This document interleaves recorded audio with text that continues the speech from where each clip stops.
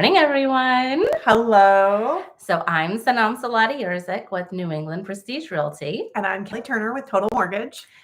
And today we're here to talk about The whoops. What happens with the things you didn't know to expect when you close on a house? So real estate is super complicated. It's easy, but it's not, which is why you need really good professionals on your side. There's so many different layers to it. And I think what we wanted to talk about, like one of the first things we wanted to talk about are schools. Yes, schools are always a big question that we get. I think both as a realtor and as a lender of people are concerned about school districts, school ratings, school, like what is the school situation? Because it is a piece of buying a home. A lot of times people are moving their families to new areas and they want to know more about it. So the first thing is, can you talk about what schools are like with clients? Yeah. So I don't really I can't go into my personal opinion. Yep. That's just not what we do. I typically tell my clients, I lead them to different websites where they can check the school ratings, because what might be a good school for you might look very different in my eyes. So I never want to put my opinion on somebody else. When it comes to like listings, usually it'll have like the information on elementary schools, middle schools, high schools. And sometimes you'll see, check the Board of Ed, which is the best advice for anybody out there, only because things change. Absolutely. I'm a great example of it. So my house, when I purchased it, my children, before I had children, would have gone to one elementary school in town. Yep. A few years after we bought the house, that elementary school closed and they redistricted our entire town. And we now go, and I have kids now, and today was the first day of school. So it's very exciting. And they got redistricted to a different school. Yeah. And thankfully, we had no feelings about it. It was fine with us. But sometimes it happens to borrowers or buyers who didn't know that this was an option. And it can be upsetting. It can be very upsetting. Yeah. So the best piece of advice is to call your Board of Ed. Yeah, so Glastonbury, a few years ago, we had 6 elementary schools. Now we have 5 general elementary schools. And that typically happens because the landscape in the community changes. Yeah, and sometimes it's one closes. Sometimes it's not even that one closes. It's just that the numbers become unbalanced and they have to shift kids from one school to a different school. And so that can definitely be, a question for people on, well, what happens after I close if I redistrict? Yeah, absolutely. And that's a question for your Board of Ed. Yes. Call the Board of Ed. And most websites, like town websites or Board of Ed websites, will have the districts based on the streets. Yep. But sometimes there's like a cutoff in the middle of the street, like where one person on one side will go to one school and one on the other side will go to a different school. So it can be confusing. So just double check and do your homework. Absolutely. What other things can happen after people close? So sometimes there are things that people are not aware of, like a property might have private utilities, like a well or a septic. And there might be something that says that once they close, once title changes, that the new owner has to hook up to city sewer because the town has a requirement. But that impacts you. Yeah, absolutely. So we do generally find that out prior to closing as part of the title work, but not always. And sometimes it happens like it gets passed or becomes real after somebody closes. So we may not know, you may not know, the buyer may not know. And that's the sort of stuff that you do have to be prepared for as a homeowner. Because generally, like hooking up to, city septic, there's usually a loan that's taken out with the town that actually pays for it. So now the borrower's paying that as well. But they're usually either low or no interest and can be fairly inexpensive. But it is sort of the piece of homeownership that just because something looks like X the day that you bought it does not mean that's exactly what the parameters of owning that home are going to be into the future. And there's some other things that kind of come into play of, private driveways, private roads. And I think one of the biggest piece of advice is you cannot do too much research into the potential house that you're purchasing. If you own, a house, and again, I'll use myself as an example. I have a shared driveway.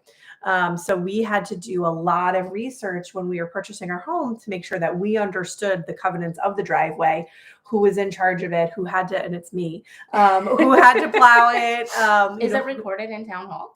Yes, ours is recorded. Because not all of them are. Correct. And some loan programs require it. Oh, I didn't know that. Yes, there are some loan programs that need to have a shared driveway agreement if there's a shared driveway. And that's actually smart because things go wrong. Eventually they have to be repaved. Yep.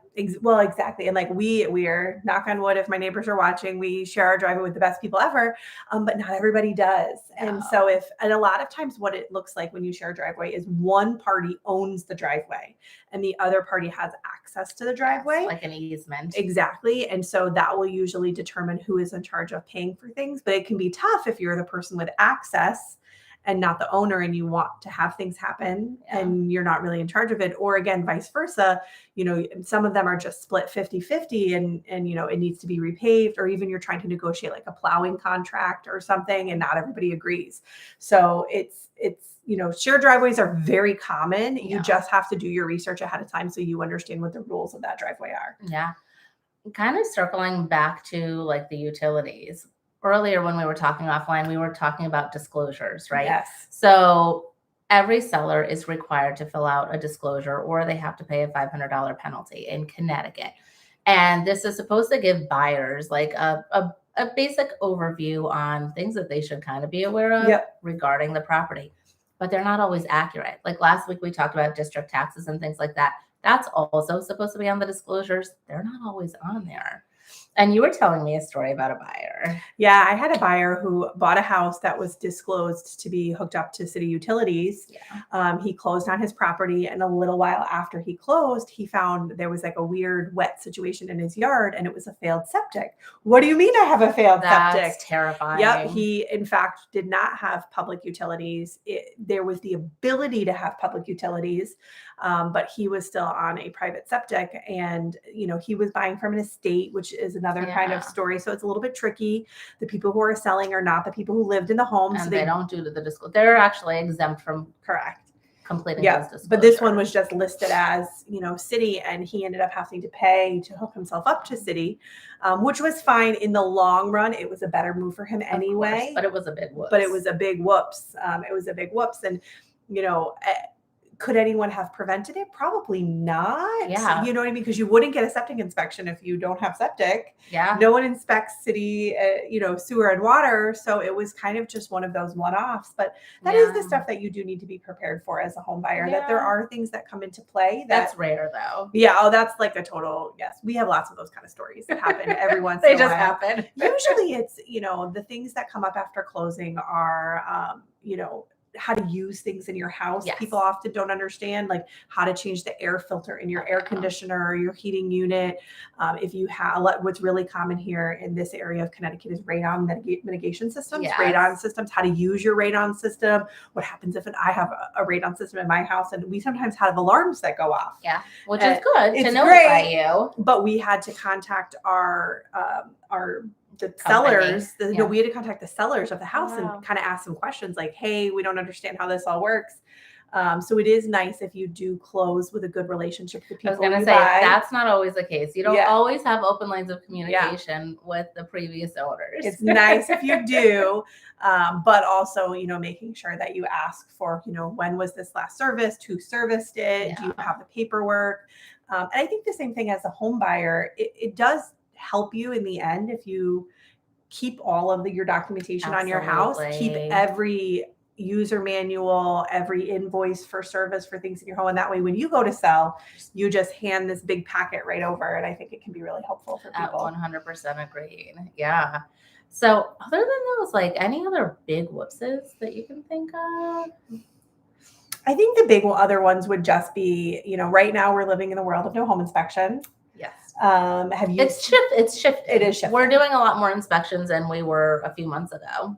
And I think that's probably the other whoops is, things that come out after you close that maybe would have been caught in a home inspection that you waived. I actually had a buyer who had a home inspection done after they closed because they had waived that right. Yeah. But they decided that the couple $100 what kind of peace of mind was worth it just to know as they closed what was going to need to be worked addressed on. Or what you want to start budgeting for sooner rather than later. Yeah, absolutely. Yeah. Well, and that was my particular buyers learned in that home inspection that their roof had like about 5 to 7 years left on it, which is a long time. But at the same time, they now know that they need to start saving their money to replace that roof sooner rather than later. Absolutely. What about you? Is there anything else that you can think of? I think just like some areas of the state, like with well water, like, like in our town here in Glastonbury, there's like a huge uranium issue.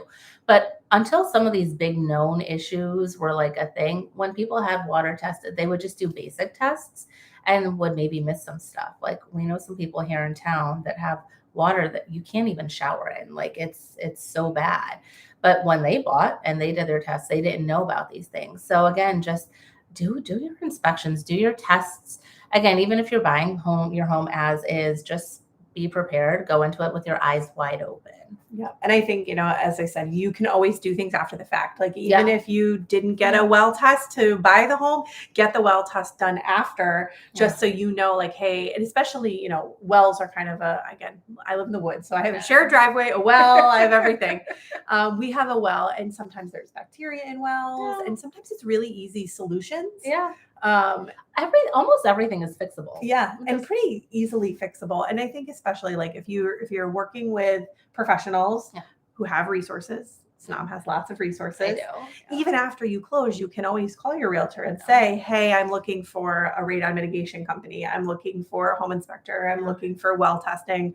And you're happy to guide people to get it. It's so funny. So I grew up in Woodbridge and my parents are immigrants, so I'm first generation here. Our house was on well and septic. My parents never tested the well water. When they sold, my mom ended up selling the house in like 2007 or 8 or something. And the buyers wanted to test the well. She was like, what is this? Like, and they're like, well, where's the well? She had no idea where the well was. They found it. It was like hidden like under the patio, which is insane. Oh my God. They did the test. We had we had some bacteria. I'm like, oh, we've been drinking this water all this time. Like, you don't know. I mean, technically you're supposed to test your own well water every year. Not many people do, but it was easy. Like they shocked the well, the buyer was happy, and now everybody knows where the well is. But I grew up there and like we had no idea. Never asked. Well, the water just appeared. That's the same thing that happens with septic though, is, you have some people who pump their septic every year, which is kind of overkill. You don't always need that. Every two, but then you'll also have people that have never pumped their septic. That you'll find out that they've been living there for 10 years and they've never pumped their septic. And you're like, you don't even know what you're going to find. No, that's scary. Imagine, I can't even imagine what that tank would look like. And people definitely, and that's what's tough is how you would treat a house isn't how everybody treats their house. And some people just don't know. Like if my parents had somebody guiding them when they bought, they would have known to do it. They would have known. Yep. Yeah. But not everybody knows. And the other thing too is some loan programs require things like that. Like VA loans require water tests. They require septic inspections. There's absolute requirements, but conventional loans don't. So then it's up to the buyer to do their due diligence. Just to see what's out there. But I think, again, big messages here are do your research, ask professionals for assistance, your realtor, your lender, your attorney. You can call town hall. You can ask them any questions that you want, but don't be afraid to ask all the questions that you can because it's a big purchase. Yeah, and you just want to make sure that you're not even that there's anything wrong, but just that you're fully informed. Yes, exactly. Very cool. Yeah. Well, thank you guys for watching. Thank you, and we'll see you next time. Bye.